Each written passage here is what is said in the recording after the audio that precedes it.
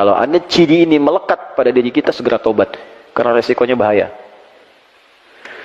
Pertama, nifak. Allahu Akbar. Orang yang disebut munafik. Cirinya 3. 1, idza haddatsa kadzaba. Kalau dia bicara dimanapun, hobinya berdusta. Ingat, hadisnya bukan hadasa, tapi haddatsa. Beda antara hadasa dengan haddatsa. Kalau hadasa, sekali bicara. Mungkin ada orang yang terpaksa berdusta karena satu hal, bukan jadi kebiasaan. Kalau ini, setiap bicara, hobinya dusta. Jadi banyak dustanya dibanding biasanya. Ya, hati-hati nih. Rumah tangga, tanya, kemana ya? Sini dulu, padahal enggak. Kebiasaan. Anak dari kecil ditanya misalnya, kemana? Awas, hati-hati. Di kantor jadi biasa. Terbiasa bermuamalah dusta. Hati-hati teman-teman, hati-hati. Kalau pilih-pilih pekerjaan yang baik-baik. Di diplomasi, dunia politik sekarang, ekonomi di perdagangan, berapa banyak orang dusta dengan barang jualan dan sebagainya. Promosi kan bagian dari pembicaraan. Bikin status, hoax, buzzer itu, hati-hati itu. Yang suka bikin yang buruk-buruk itu kan kebiasaan, jadi profesi. Sekarang jadi profesi. Nabi mengancam, dijadiin profesi. Nabi mengancam, jangan, hati-hati ini. Kamu bisa jadi munafik, dijadikan profesi. Itu bahaya. Itu kalau nggak tobat, makanya kita doakan. Itu kalau malam bangun tuh doakan. Ya Allah, jadikan yang orang belum baik jadi baik. Ya Allah, bukakan pintu tobat untuknya, berikan dia hidayah. Ya Allah, aku tahu rahmatmu lebih luas daripada hukumanmu. Berikan mereka rahmatmu, berikan kami rahmatmu. Minta. Jadi jangan diperjelek juga, doakanlah.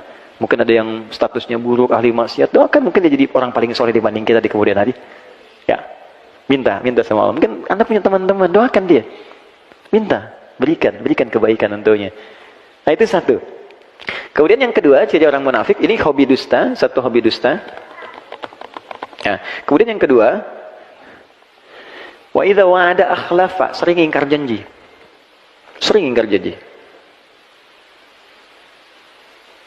Ini luas sekali aspeknya. Ya, bisa di bab bisnis, bisa di bab apa saja, termasuk standar kehidupan. Jadi bukan sekali 2 kali, bukan karena kondisi terpaksa, tidak, tapi memang hobinya begitu.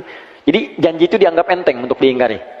Besok ketemu ya, terus nggak datang dia. Kamu kemana? Aku udah nunggu. Maaf ya, aku ada pekerjaan misalnya atau apa. Tapi dianggap biasa aja. Nggak ada apa. Bahkan kadang-kadang nggak ada maaf, sudah biasa. Itu hati-hati. 3. Wa idza tu'mina khana. Itu yang paling bahaya. Kalau diamanahi, dia berkhianat. Banyak berkhianat.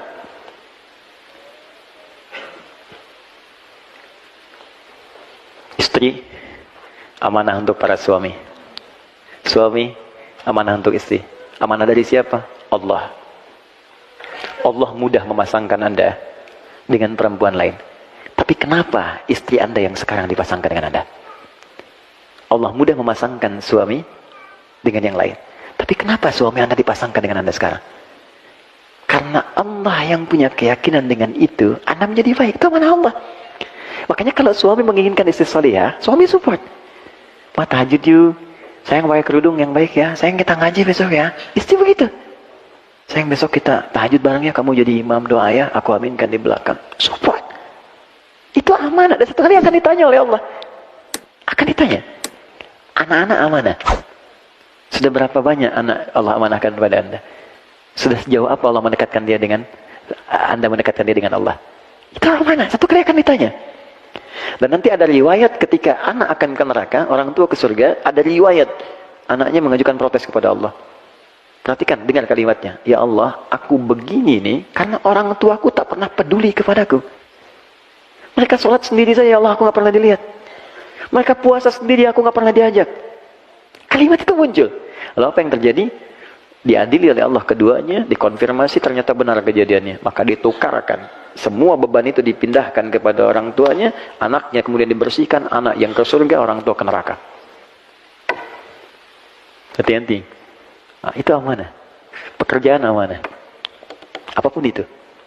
Dan semua akan dipertanggungjawabkan. Makanya kalau kita niatkan ikhlas, dunia otomatis datang, akhirat itu akan mulia. Ya, Anda yang kerja apa saja, itu jaga dengan baik. Niatkan ibadah. Nah ini ya, 3 ini. Maka nanti kalau kita sering berdoa begini, Allahumma inni a'udzubika min adzabi jahannam. Artinya, ya Allah lindungi aku dari sebab-sebab neraka jahannam. Maka Anda akan didorong oleh Allah untuk berbuat jujur. Pekerjaan jujur, di kehidupan rumah tangga jujur, terus cerita bareng-bareng. Ya nikmat hidupnya.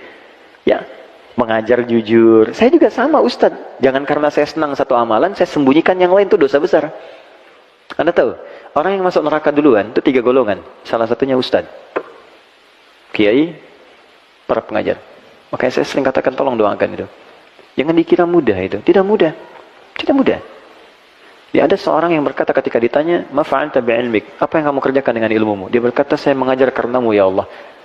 Kata Allah, "Kadzdzab." Kalau kadzib sekali dusta, kadzdzab berdusta sering berkali-kali. Apa jawaban Allah saat itu? Dibukakan filenya semua. Kamu itu mengajar hanya untuk cari popularitas. Kamu hanya mengajar untuk cari materi, cari amplop, cari macam-macam. Lemparkan dia ke neraka. Dibawa, ditarik malaikat, dilemparkan. Oke, tolong jangan bebani saya dengan hal semacam itu. Ya, saya sering katakan di setiap tempat, saya tidak pernah memasang apapun untuk urusan dunia. Transaksi saya dengan akhirat, bukan dengan dunia. Dapat yang saya bisa, saya akan usahakan sendiri. Kalau saya belum punya kemampuan, kita berbagi. Itu yang saya pegang. Sampai saat ini. Alhamdulillah Allah cukupkan. Saya dari kepala sampai ujung kaki nggak pernah beli sampai hari ini. Demi Allah saya katakan, ini peci, kacamata, belum satu rusak sudah datang yang lain. Ini baju dikasih. Hampir saya copot tadi buat Mas Dude. Nanti habis selesai saya copot. Ya. Baik. Ini celana sama, jam sama, hampir semua, hampir sampai saat ini. Siapa yang kasih? Allah. Dan saya nggak pernah minta apapun. Tunjukkan pada saya di mana saya ceramah, saya minta tarif, minta amplop. Semua saya datang. Dan berusaha, karena kita nggak tahu di titik mana kita bisa gagal. Popularitas dan sebagainya. Itu yang paling berbahaya. Yang kedua, orang kaya yang mengaku sering dermawan, sering nyumbang. Dia mengaku karena Allah. Tapi kata Allah, bohong. Ternyata kamu pengen dipuji aja. Disebut orang kaya yang suka ngasih, pemberi dan sebagainya. Ketiga, mujahid fisabilillah. Dia mengatakan karena Allah. Kata Allah, bohong. Kamu disebut tuh karena yang disebut sebagai orang hebat aja. Perang dan sebagainya. Nah, maka hati-hati. Nanti setiap kita berdoa ini, ya Allah lindungi aku dari neraka jahanam, maka artinya Anda akan dijaga oleh Allah supaya jujur dalam kehidupan. Kemudian kalau berjanji bisa menepati dan tidak khianat dalam kehidupan. Ini poinnya.